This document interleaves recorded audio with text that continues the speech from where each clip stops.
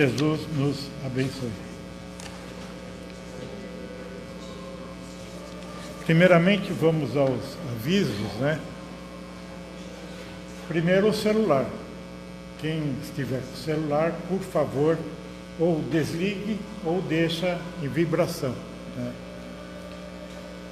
Dizendo que ali naquela mesa tem duas caixinhas. Uma seria para dar sugestões de palestra, de alguma coisa para casa, e a outra de vibrações. Tipo, alguém está doente em casa, então põe o nome da pessoa, o local, né, para ajudar um pouco. É isso. Informando também que a casa no dia, deixa eu ver aqui, acho que é dia 28, vai fazer um almoço, né, e todos estão convidados. E a arrecadação desse almoço é que vai estar tendo uma reforma ali na casa, é para ajudar a pagar essa reforma. Bom, vamos à psicografia.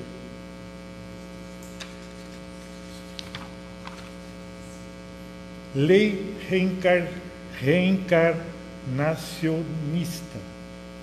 Prezados amigos da doutrina espírita, a lei reencarnacionista é divulgada mundialmente.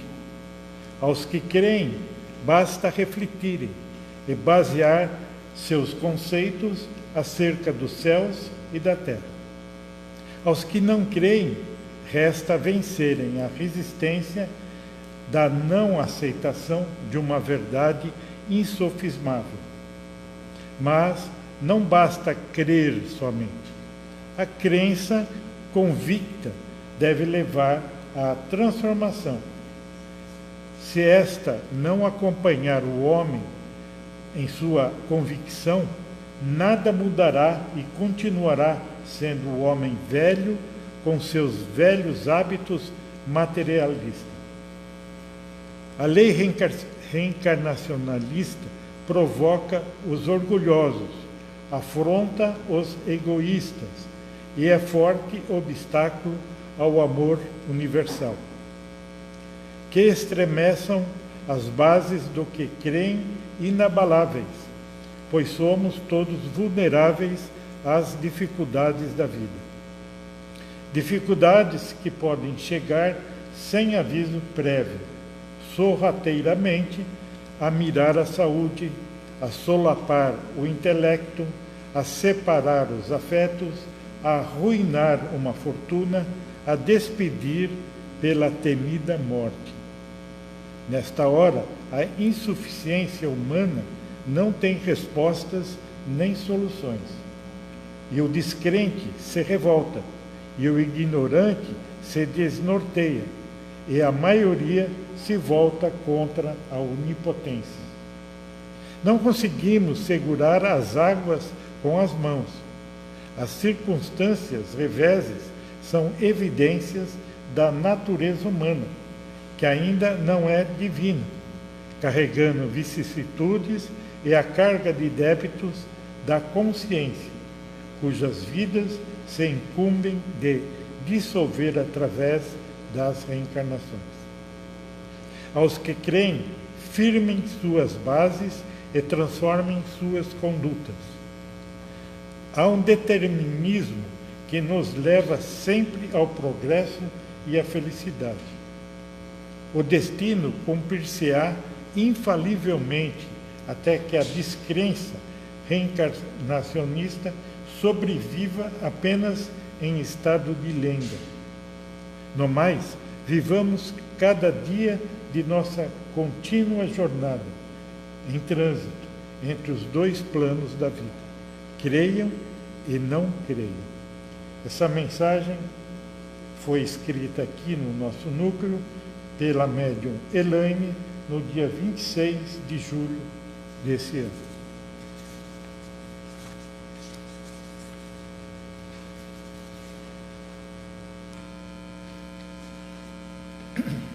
Então vamos elevar os pensamentos a Jesus, agradecidos por mais essa oportunidade de estarmos aqui, em benefício nosso e também em benefício de muitos que aqui vêm em busca de um lenitivo, de uma paz, de uma compreensão maior a respeito das nossas vidas. Vidas imortais. Como disse aqui a psicografia, querendo ou não, todos nós um dia vamos dar de frente com as verdades. Basta esperar. Obrigado, Senhor. Ilumine a todos nós e ajude o nosso palestrante para que possa nos trazer boas palavras de um cunho profundamente evangélico. Que assim seja, com a graça de Deus.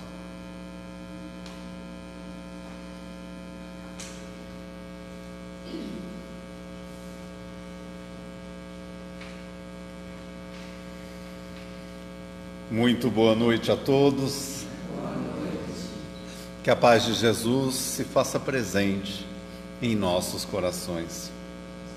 Eu sou o Wellington Cavalcante, venho agradecer ao irmã Mileide pela acolhida através da USE Municipal de Santo André. Lembrando sempre que a USE, ela não é uma casa espírita, mas sim uma entidade que trabalha trazendo a nós sempre esclarecimento, seminários, palestras, cursos, encontros, como o da noite de hoje. Nos apresentando o Mestre Jesus não como um Deus, longe e distante, mas como nosso irmão maior, nosso companheiro de todas as horas, que trabalhou, trabalha e que hoje ainda colhemos sementes que o Mestre plantou. O tema proposto para a noite de hoje foi Deixai vir a mim as criancinhas. Que Jesus nos abençoe. E lá estava o Mestre, descansando sob a sombra de uma frondosa árvore, possivelmente pensando no que havia pregado ou no que viria a pregar. E as crianças, elas viram Jesus emanando todo aquele amor, irradiando toda aquela alegria, e correram na direção de Jesus. Gente, brincando, pulando, cantando, crianças. E os discípulos, vendo, falaram: eles vão atrapalhar o descanso do Mestre. E impediram a passagem delas. E Jesus, vendo, disse: deixai vir a mim as criancinhas, porque é para aqueles que se assemelham a elas o reino dos céus. Quem dentre nós não sente saudade da infância, do quanto éramos livres, leves, do quanto realmente nos expressávamos com o coração, com a pureza do nosso coração? Com o passar do tempo, fomos colecionando sentimentos, ressentimentos, mágoas, dores, por experiências vividas, pois muitas vezes somos educados, mas em alguns momentos da vida o que acontece é um adestramento, onde somos podados na nossa maneira de ser, para não falarmos alto, para não rirmos da mesma forma, para não expressarmos tudo isso. Quem dentre nós não tem vontade de deixar para trás dores que ainda visitam, feridas que foram se criando ao longo das convivências, e sobretudo, algumas dessas viraram cicatrizes que não gostamos de ver. E muitas, de tempos em tempos, por falta de misericórdia com nós mesmos e com os outros, nós ainda cutucamos. E elas chegam a sangrar. Dói às vezes. Então, Deus, na sua infinita misericórdia, permitiu que tivéssemos a possibilidade de, depois de um tempo, nascer de novo. Porque se nós pudéssemos voltar atrás e deixar para trás todas as dores, todas as experiências frustrantes, nós deixaríamos com certeza. Eu falo a vocês, como eu sinto saudade da época em que eu tinha 7 anos, e eu sentado à beira da porta, com a minha irmã com 2, esperando a minha mãe chegar. E quando, de tempos em tempos, a cada 1 minuto ou 2, um ia lá na curva para ver se ela estava chegando. E quando voltava cabisbaixa, é porque ela não estava ainda, ela não vinha do trabalho. Mas quando, sem olhar nem para trás, saía no rumo dela e pulava, o outro já ia atrás. Por quê? Porque é tão bom ser criança, porque realmente nós nos abraçamos sem se perguntar por quê.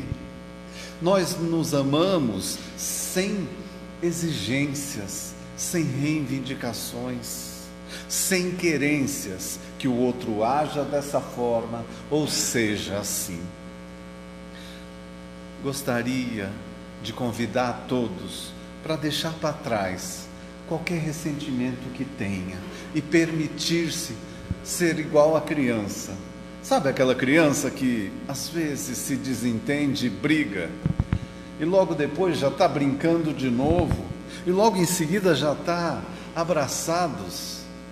Mas ao longo do tempo nós fomos educando nossos filhos, e eu nunca esqueço, gente, do meu sobrinho, eu lavando louça, porque homem também faz isso, e ele com 2 hominhos brincando, falava assim: eu vou matar você, eu vou acabar com a sua vida, e batia um no outro. E eu fui lá na porta, falei: meu filho, eles não podem ser amigos? E ele parou, não esperava aquela pergunta. Ele falou: pode, mas aí eles vão brigar com quem? Eu achei interessante a pergunta dele, porque muitas vezes nós fazemos muito isso, nós brigamos constantemente. Eu sei que vocês são espíritas, então vocês não fazem. Espírita tem diálogos, alguns com um pouco mais de fervor, né? Mas briga não, tem apenas discordâncias, mas falar mais alto não. Não é verdade, gente? Assim é sim e assim é não.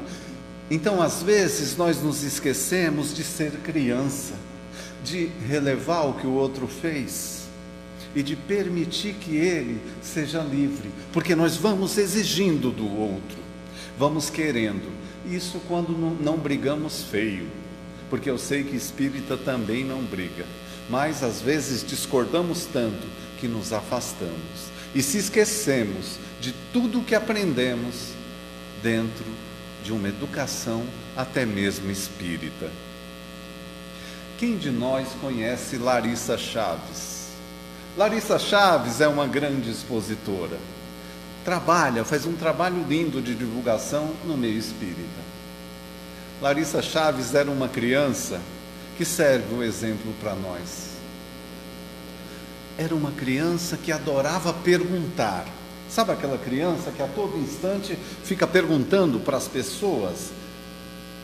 Quem chegava na casa dela, quando tinha 7 anos, ela falava: você tem religião? Olha a pergunta dela: tem religião? Se falasse que tem, como que é lá? No que vocês acreditam? Nem parece pergunta de criança. Mas ela fazia isso e a mãe falava: não faça isso, você está atrapalhando as pessoas. E as perguntas insistiam e continuavam. Como é lá? Como é ter essa religião? E é impressionante o quanto nós tentamos encontrar caminhos para silenciar as crianças. Jesus não disse, venham a mim as crianças. Ele disse, deixai vir a mim as criancinhas. E nós às vezes tentamos fazer o quê? Justamente, não faça isso. E a mãe, o pai falou, Benedito Chaves, falou, olha, chamou a avó materna, falou, leva ela na missa, para ver se ela para de perguntar como funcionam as coisas e as religiões, e levou ela na igreja. E a avó materna levou ela, e ela sentou lá e falava assim, fica quietinha, você não pode ficar perguntando. E ela ficava perguntando. E aí, como ela só tinha 8 anos, gente, não podia fazer catecismo ainda. Catecismo era só com 10. E aí a avó procurou um grupo que aceitava com 8 anos. E ela aceitou. E quando Larissa Chaves lá entrou, a avó falou, agora eu fiz a minha parte. Igual nós, quando põe nossos filhos na mocidade, na infância, a gente fala, estamos fazendo a nossa parte. Mas depois de alguns encontros, a catecista veio e falou, olha, ela não está pronta. Ela fica perguntando. A gente fala as coisas e ela fica questionando. E assim, ela foi obrigada a deixar o grupo para não atrapalhar o grupo. Olha nós, como nós fazemos. Todos nós fazemos, às vezes, segregação das pessoas. Mas ela continuou a busca dela, até que aos 10 anos, porque tem horas que a gente deixa a busca para trás, deixa para amanhã, deixa para depois. Ela foi fazer um trabalho sobre religião. Aí ela encontrou o budismo, e ela olhou e falou, nossa, ela tinha algumas crenças que ela acreditou que poderia valer a pena. Ela falou, acho que isso aqui para mim é muito válido. E aí, quando ela começou a se aprofundar para apresentar o trabalho dela, ela falou, não responde todas as minhas perguntas. E continuou a perguntar. Aos 13 anos, estava indo num aniversário, sendo levada pela mãe da Lara, uma coleguinha. E a mãe da Lara é igual espírita. Espírita é assim, vai em algum lugar, mas ele fica de olho no relógio, porque tem algum compromisso sempre. E ela estava preocupada, olhando o relógio, ela se virou para trás e falou, vocês duas, eu vou levar vocês no evangelho, que eu tenho que estar lá, mas vocês vão ficar quietinhas, sem perguntar, vocês ficam tranquilas lá? Ficamos. E quando Larissa Chaves entrou nesse evangelho, ela viu o livro dos Espíritos, ela viu o evangelho, ela falou, esse livro, eu acho que eu vi lá em casa, eu acho que tem ele lá. E ela começou a beber tudo que era falado no evangelho, de uma forma que ela falou, nossa, como eu não pensei nisso antes, com certeza, é assim, é nisso que eu acredito. E ela ficou encantada. E ela, a partir desse dia, ela começou a fazer uma coisa que eu não indico a vocês, a ir escondidos dos pais no centro espírita. E ela começou a estar lá escondida, e a amiguinha era obrigada a ir junto. Enquanto ela estava bebendo as palavras, a amiguinha ficava assim, sabe, como quem não quer estar ali. E até que a mãe da Lara chamou ela e falou assim, olha, aqui é um centro espírita que não tem mocidade, vocês precisam ir numa casa que tenha mocidade. Que tal vocês irem num centro espírita chamado Casa de Redenção? É mais conhecido por todos, talvez, como Casa do Caminho. E aí chegou a hora da verdade, gente. E Larissa, aos 13 anos, num almoço de domingo, teve que falar para os pais a verdade. Falou, olha, eu estou indo num centro espírita escondido de vocês. E eu vou dizer, eu já estou indo há algum tempo. E o pai dela olhou feio para ela, seu Benedito Chaves, falou, você nem sabe o que é isso? Sei sim, eu já li o livro dos Espíritos e o Evangelho segundo o Espiritismo. Isso aos 13 anos. Aí eu pergunto, quem dentre nós já leu de ponta a ponta e estudou? Se a gente perguntar, não foram todos, me perdoe a sinceridade. E no fundo, o pai dela falou, você tem certeza que é isso que você quer? E ela falou, tenho. Então eu vou te contar uma parte da minha vida que você não conhece. E aí seu Benedito Chaves contou, aos 3 anos de idade, a mãe dele ficou muito doente, teve câncer, e percebeu que não ia conseguir sobreviver, e percebeu que o marido não ia dar conta do recado. Então ela chamou a avó. Não sei se vocês conhecem uma mulher chamada Maria Rosa Franco, mãe de um expositor famoso, né? E falou, eu gostaria que você levasse, quando eu falecer, uma das crianças, pelo menos, lá para a Casa do Caminho, que estava sendo formada naquele momento, que já fazia algum tempo que lá se encontrava, porque eu acho que ele não vai dar conta.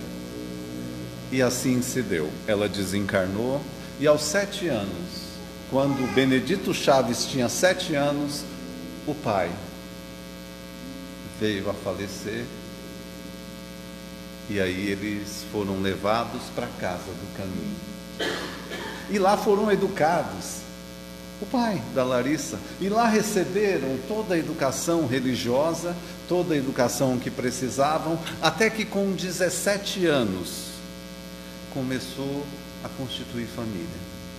E aí o Divaldo, vendo que ele estava mais fora de lá do que lá, só aparecia de vez em nunca, sabe que nem espírita não praticante, que vem de vez, eu sei que não é o caso de nenhum de nós, mas aquele que aparece quando o bicho pega, quando não está tudo bem, e fazemos o tratamento, somos acolhidos, melhoramos e depois sumimos. Divaldo, percebendo isso, chamou ele, quando ele estava com 19 anos, e falou, Benedito, se você não quer ser espírita, não tem problema, mas tenha uma religião, porque sem religião, com as dificuldades que surgem na vida, nós não conseguimos suportar.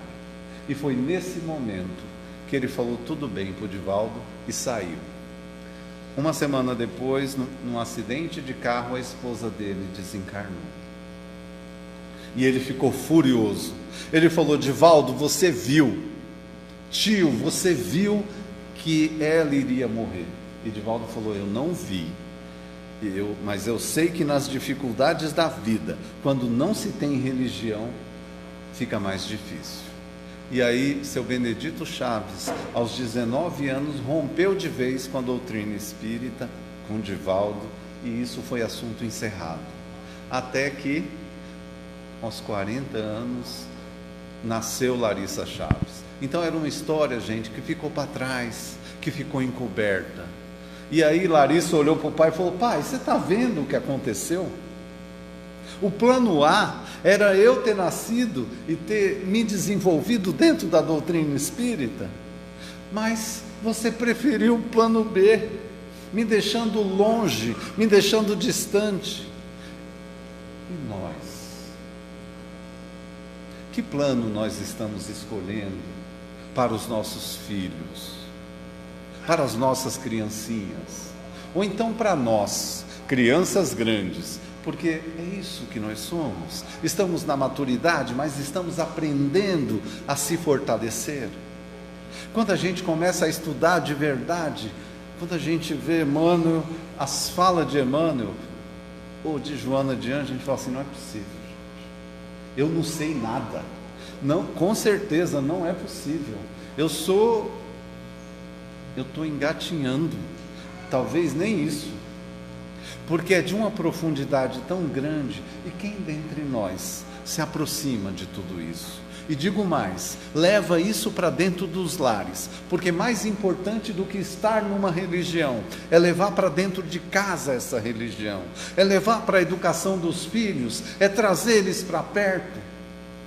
Nós muitas vezes, eu sei que vocês são espíritas, então vocês não fazem isso que eu estou falando.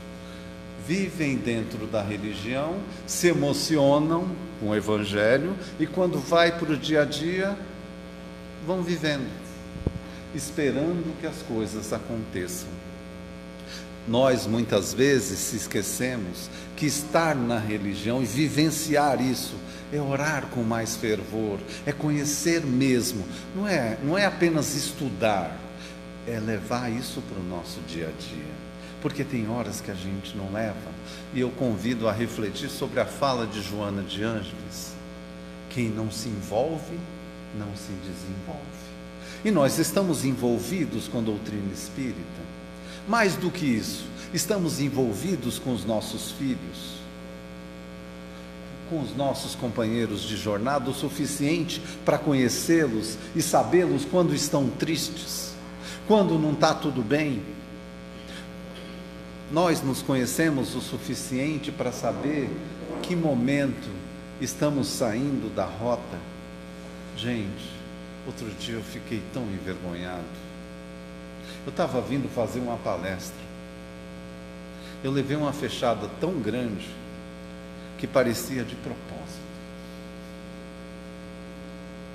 Eu esqueci que eu era espírita. E pensei em falar algo, mas eu não falei.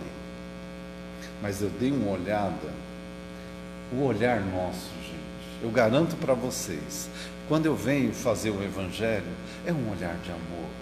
O que eu emano e o que eu peço a Deus, e eu venho no caminho pedindo, é para que a gente consiga transmitir, como o companheiro na leitura, como o companheiro na prece falou, transmitir a necessidade do outro, tocar o coração das pessoas, mas o olhar também diz muita coisa. Eu garanto a vocês que não foi um olhar de amor, foi um olhar de quem estava muito bravo. E nós sabemos que o nosso olhar transmite. O que será que nós transmitimos? Será que foi o vai com Deus, eu sou espírita, fique em paz, não tem nenhum problema. Cada vez que eu lembro disso, eu oro por ele. Para quê? Para que não faça isso com ele mesmo, para que não coloque uma situação dessa. Então, há momentos e situações da vida que a gente vive e que nós nos acorrentamos, deixamos de ser criança, deixamos de ter um coração puro, aquele que fala está tudo bem, não tem problema, e continua a brincar, aquele que fala tá bom, vá em paz. Estamos errando, porque quem de nós nunca errou? Quem de nós nunca deu uma fechada sem querer em alguém? Quem de nós, na caminhada da vida, não feriu, não pisou no pé, ou usou um termo para educar, na ânsia de educar, duro, ao ponto que o outro veio às lágrimas? Eu sei que vocês medem a palavra antes de falar, mas tem hora que a gente se esquece disso, e a gente fala mais alto, e a gente fala de uma forma que parece que não estamos entre irmãos de jornada e entre amigos dentro da própria casa. Eu sei que o lar de vocês, antes de se levantar, vocês fazem uma prece pelos filhos, pelo marido, e se o tempo permitir, pela sogra. Mas muitas são as vezes em que a gente se esquece que na vida nós precisamos se envolver o suficiente uns com os outros para poder aprender que o amor vem independente da religião, independente, mas sim com as atitudes de amor. Minha sogra não era espírita, mas todas as vezes que era dia de evangelho, ela falava assim: ó filho, não vão fazer o evangelho não? Já está na hora. E participava. A gente falava para ela falar, mas ela ficava quietinha. Poucas eram as vezes em que ela falava. Gente, mas quando falava, aquela sala, a gente aprendia tanto. E genro, eu sei que vocês são espíritas, então vocês não são atentados que nem eu. Então, eu pedia para ela fazer a prece. Ela falava: eu não sei orar. Não, faz do seu jeito. Eu vou fazer, eu não sei, mas eu vou fazer. Gente, era uma prece tão linda que nenhum de nós não conseguia não se emocionar. Por quê?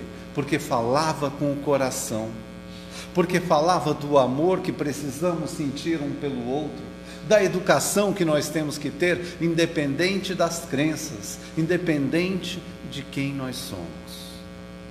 Precisamos, de novo, receber o convite de voltar a ser criança, de voltar a aceitar o outro como ele é, de voltar a entender que, independente dos erros, merece o perdão, porque às vezes, são muitas as vezes em que nós não aprendemos a perdoar, e a vida às vezes é tão dura, gente, que precisamos se manter firme.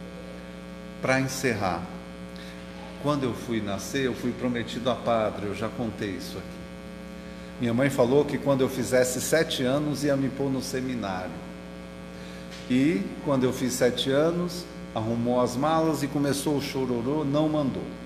Mas, gente, deixa ele fazer 8 anos que eu mando, deixa ele fazer 9. Outro dia, não conta não, eu fiz 50 anos e não fui. Mas todas as vezes que eu fazia uma arte, minha mãe dizia: é porque eu não pus no seminário, porque se eu tivesse colocado, não estaria acontecendo isso. E a gente se diverte hoje com tudo isso. Por quê? Porque nós buscamos se encontrar diante de Deus. E eu pergunto: o que nós estamos a buscar? O que cada um de nós está tentando encontrar? Espero que hoje, com a sensibilidade de cada companheiro, com a energia que tem nesse ambiente e o preparo, todo o cuidado, com o passe abençoado que nos limpa a nossa alma, a gente consiga voltar a ser criança e libertar-se de dores e amarras, de algemas que ainda estamos segurando, achando que estamos certos. Que Jesus nos envolva, abençoe e proteja, mas que nós possamos ir de encontro ao Mestre, cantando, pulando, alegre, feliz, como tudo na vida precisa ser. Que Jesus nos ilumine. Graças a Deus. Obrigado, viu, gente?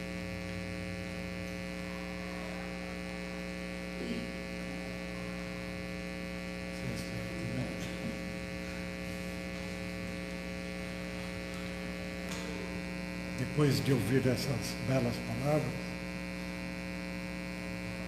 vamos novamente agradecer a Jesus por estarmos aqui sendo abençoados, sendo conduzidos aos pensamentos felizes de uma vida feliz, da qual tenho certeza, de alguma maneira todos somos. E seremos muito mais ainda, desde que continuamos a servir, continuamos a ajudar, a ouvir, como hoje, palavras abençoadas, para nos fortalecer.